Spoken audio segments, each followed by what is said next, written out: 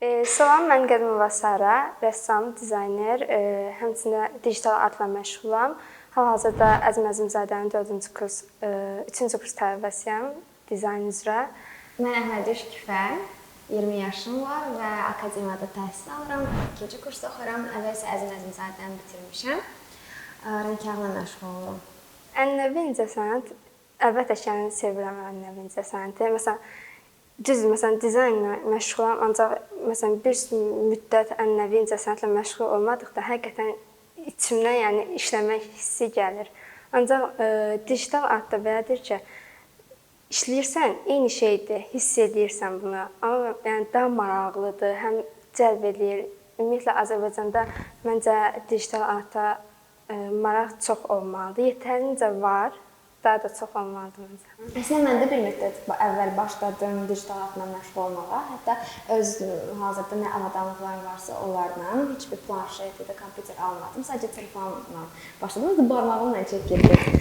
Başladım nələrsə eləməyə. Hətta sifariş götürdüm. Ciddisən? Oha. Hətta sifariş götürdüm. O qədər cəsarətli idim, özümə əmin idim. Sifariş götürdüm. Bir mahnının öz qablığını işlədim. Aha, o da yayınladım amma sonra gördüm ki, mənlik deyil.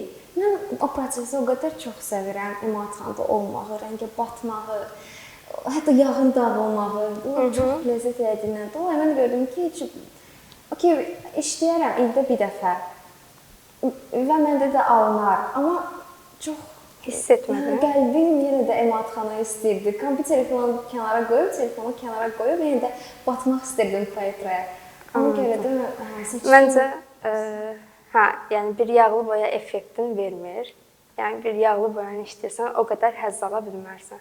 Amma ki, yəni istəsən edə bilərsən. Birinci, yəni barmaqla işləmirsən. Barmaqla mən əvvəl işləyirdim. Hətta digital artlab layihəsinə öz işlərimi göndərdikdə barmağımla işlədiyim şəkilləri göndərmişdim. Hətta layihə başlayanda belə mən barmağımla işləyirdim və hamı baxdım ki, o qədər yəni yaxşı işlər gördülər ki, mən özümü qəribə hiss etdim və özümə bir planşet aldım. Məsələn, vakuum planşet aldım və başladım şəkil çəkməyə.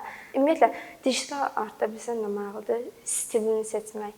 Məsələn, deyək ki, incəsənətdə, ənənəvi incəsənətdə stil var, amma demək olar ki, hər kəs eyni şeydə gedir də. Məsələn, biri realistik işləyir, biri abstrakt, biri kubizm işləyir, amma digital artda sən özün üçün bir brush götürə bilərsən və öz stilinə uyğun çəkə bilərsən. Fikirləşdik ki, mövzulardan danışaq ki, hər kəs rəssam ola bilərmi? Rəssamlığın da öz qaydaları var. Məsələn, bir gitarist necə gitar tutmağı öyrənirsə ilk dəfə, rəssamlıqda da qurmanı öyrənməlisən, necə ştrix etməlisən, onu, işıq və kölgəni öyrənməlisən. Amma məncə hər kəs rəssam ola bilər. Rəssam ola bilər dedikdə, yəni bunu böyük bir rəssam kimi, yəni incəsənət xadimi kimi, eynən, bacarıq kimi. Mənim müəllimim var, Faiqə müəllim. Keçən dəfə bu sualına verdim. Mənə deyir ki, Şüküfər, biraz kobud səslənəcək cümlə.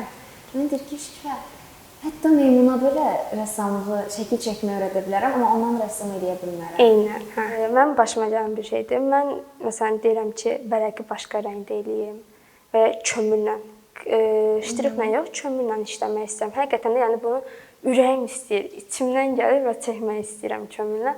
Amma yəni mənə icazə verilmir. Deyilir ki, yox, sən kömürlə işləyə bilmərsən, yoxsa yəni balın azalar, ya olmaz da yəni. Və ya deyək, mən akvarellə işləməliyəm.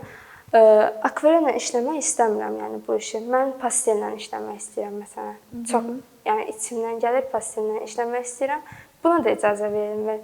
Yəni məncə həvəs öldürür bu nüans.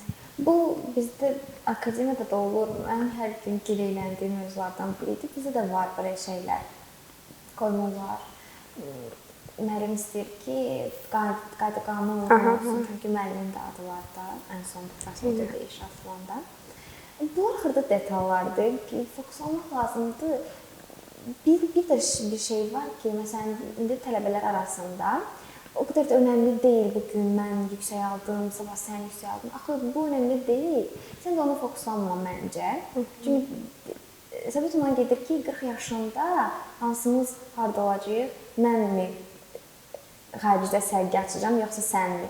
Ola bilər ki, hansısa 7 ya da 6 alan uşaq səndən bu dəqiqə qabaqdadır. Artıq öz yaradıcılığının zirvəsindədir hətta, amma o 10 alan tələbə onda heç nə almır. Yəni bu axı detallardır yəqin. Hal-hazırda Rəsul Həsənovun qrafik dizayn kitabını oxuyuram.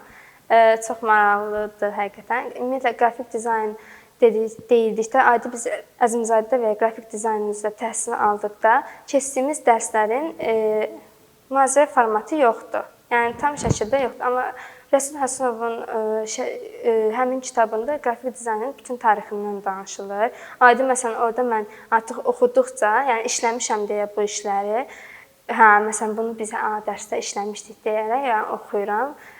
Tanınmış firmaların da işlərini qoyub, adi məsələn dizayn baxışından, yəni bir dizaynerin işinə baxışı haqqında, vizualizasiya haqqında, adi məsələn əlaqə haqqında belə